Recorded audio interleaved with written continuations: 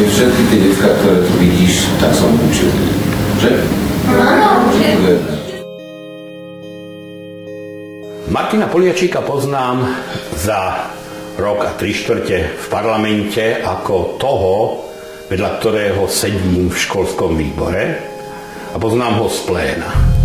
A patril presne k jedným z tých, alebo k viacerým, ale on bol takým prípadom angažovaného mladého chlapa s bystrou hlavou a s, by som povedal, postojmi, ktoré nie sú včerajšie, ktoré nie sú akýmsi spôsobom poplatné temnú minulosti, ale ktorý, i keď názorovo veľmi často vyhranený, má jasný základný postoj, ktorý ma oprávňuje povedať, že tento človek je vo svojej podstate demokratický a nikdy by nešiel vo svojich postojoch pred november.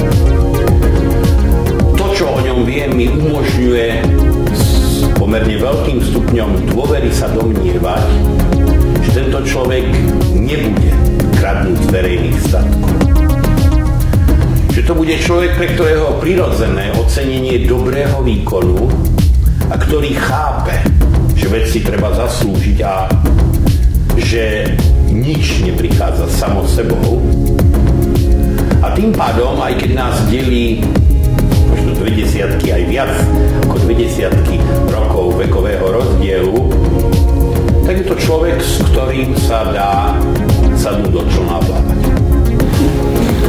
Keď jedna dňa nebudeš poslancom, vráti sa do Montessori? Zvažujem to. Voľte číslo 9 na kandidátke SAS. Som Martin Poliačík, hrdo jedným z vás.